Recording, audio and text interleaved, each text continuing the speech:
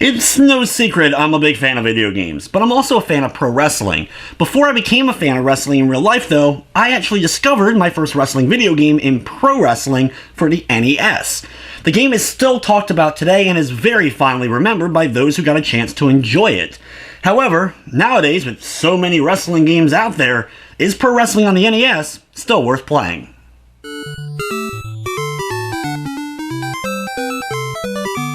Pro Wrestling was originally released in October of '86 in Japan for the Famicom disk system. It would be a little bit into 1987 before we would end up getting the North American NES version, and a few months later it was released also in Europe.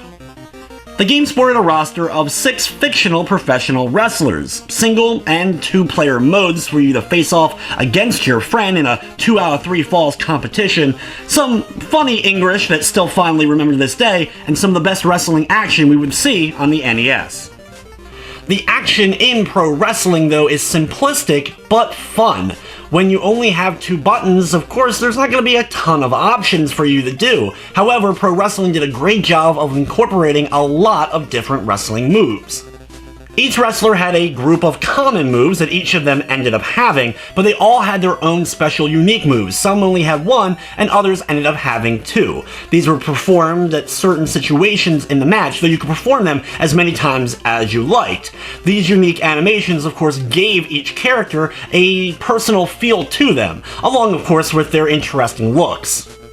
You had a standing punch as well as a jumping kick. You could double tap either direction in order to run into the ropes, bounce off, and deliver flying attacks to your opponent. You could climb the top rope in order to perform dives, as well as you would be able to do a various amount of grappling maneuvers with body slams and backdrops in order to try to wear down your opponent enough so you were finally able to pin them and claim victory.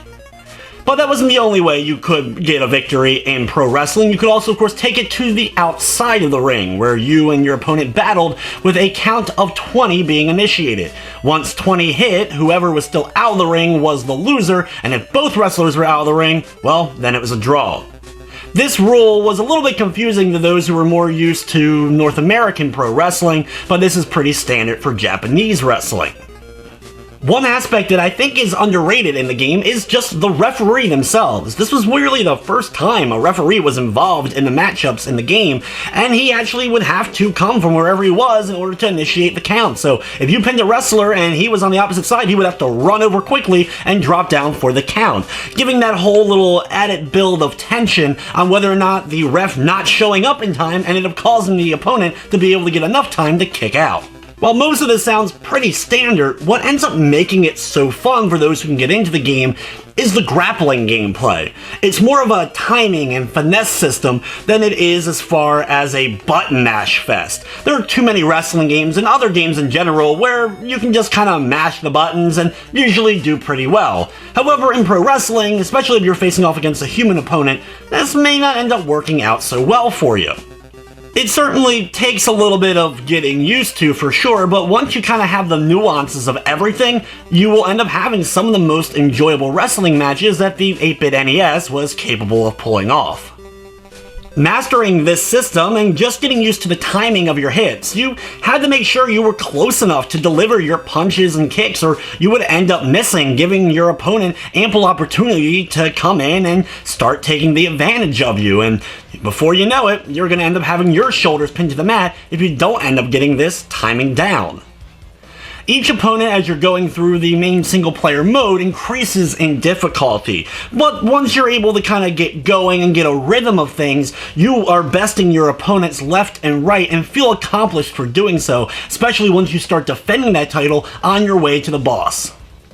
A solid playing wrestling game is one thing, but without some colorful characters for the roster to be able to select from, it's just a bland experience. But pro wrestling got you covered because it has some of the most memorable of fictional pro wrestling characters of all time.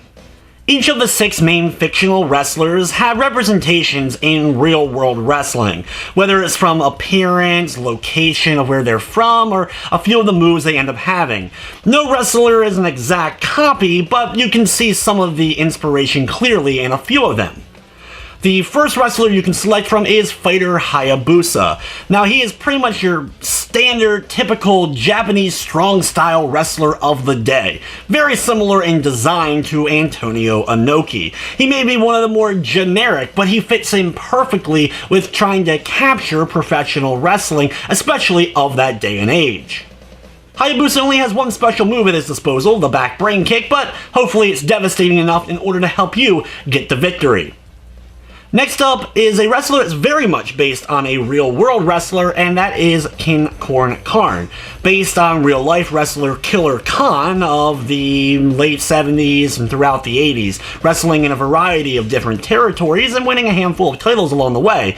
Not really mentioned or talked about in this day and age, but did have some memorable feuds, including one that won Feud of the Year in 1981 against Andre the Giant. His video game adaptation here in King Cornshaq is very similar. He's built from Korea, but he still has the Mongolian chop, one of the more standard moves that Killer Khan ended up initiating.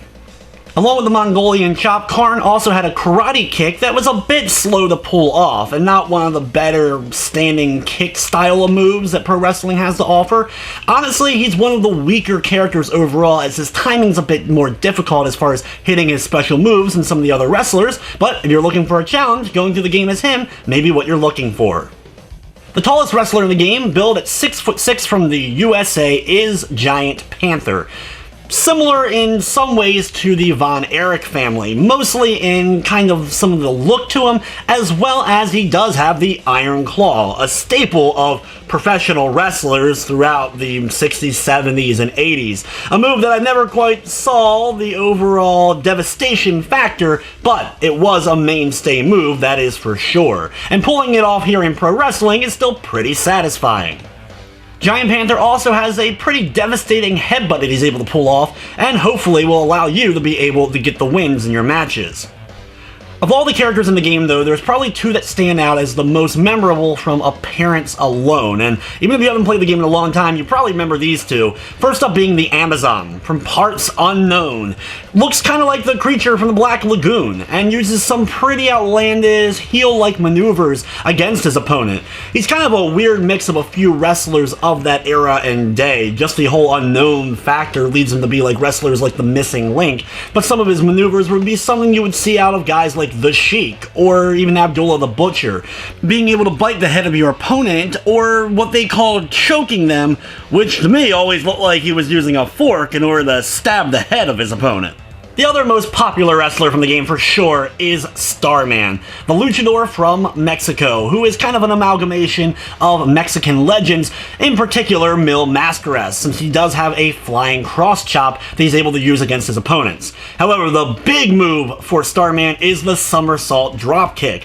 Standing right in front of his opponent, you're able to jump up and kick off of their chest, backflipping. It's something that even when you see it today is pretty impressive, and one of the more crazy moves that was actually in this title.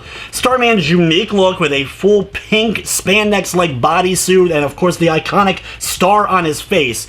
If you probably know nothing about pro wrestling, you probably at least have seen Starman somewhere. Last but certainly not least is the defending World Heavyweight Champion in King Splendor, very much based on the NWA World Heavyweight Champion, Rick Nature Boy Flair, of course one of my all-time personal favorites. King Splendor doesn't have many specialty moves, in fact only one with the backbreaker, but it's enough along with his other powerful moves in order to beat most opponents. King Splendor is the defending champion of the Video Wrestling Association, or Famicom Wrestling Association, depending upon which version you're playing, and when you're going through the single player mode, he's who you face off with to initially win the belt. However, if you pick King Splendor, you actually face off with Giant Panther for the title. What's kind of funny is Giant Panther is a little bit based on the Von Erich family. Kerry Von Erich at one point did beat Ric Flair for the NWA World Heavyweight title, and only held it for a short period of time before Rick ended up getting the belt back. So you can kind of reenact that here with Giant Panther and King Splendor here in Pro Wrestling for NES.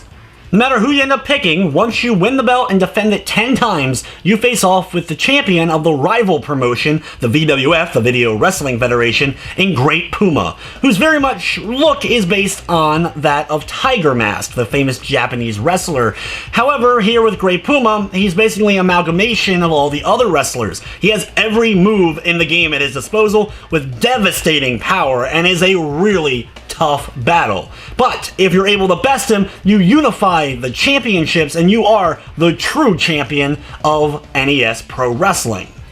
The legacy of pro wrestling on the NES may be one that's not talked about all that often. It was developed by Nintendo themselves, but they don't really seem to reference it, and there was never an official sequel or anything like that made, unfortunately. The game was released in Japan, North America, and Europe, so it's not one of those games like Star Tropics that didn't really see a release outside of North America, so there really isn't any reason why Nintendo couldn't bring it back in some way, shape, or form. The head designer of the game, Masato Masuda, would leave Nintendo not far after the release of Pro Wrestling and would go to several other companies, but more importantly created the Fire Pro Wrestling series, one of arguably the best series of professional wrestling video games ever made. And if you've ever played any of the Fire Pro games, some of the core gameplay is very reminiscent of what we originally saw in NES Pro Wrestling.